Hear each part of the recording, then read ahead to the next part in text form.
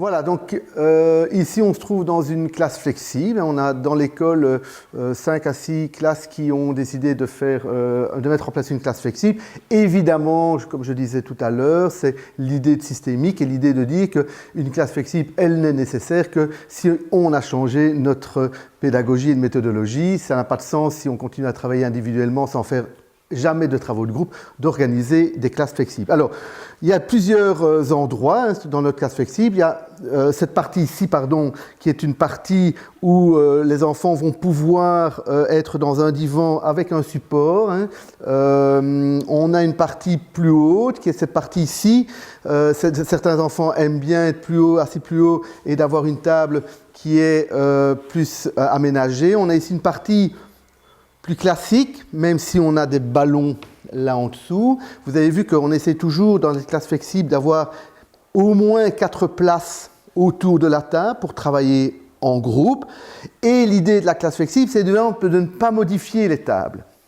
Parce que c'est ça qui fait souvent du bruit dans les classes, et quand on modifie, on les met par deux pour faire un groupe, et on les remet seuls. Ici, l'idée, c'est d'avoir des endroits différents, mais qui restent toujours à leur place. Là, on a des enfants qui aiment beaucoup être plus bas, et donc on est par terre avec des assises. On a des enfants qui ont besoin d'être face tableau, et donc on a nos tables là.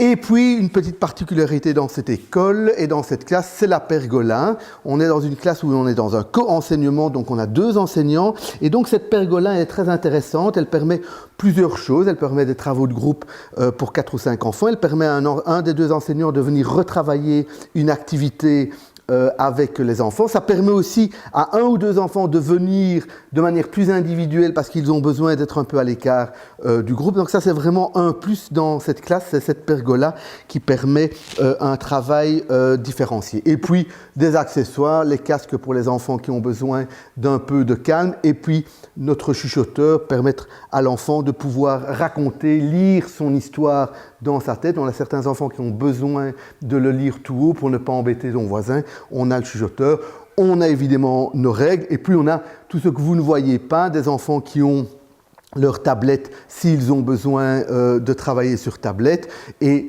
tous les accessoires, tous les aménagements raisonnables en dehors de la classe flexible.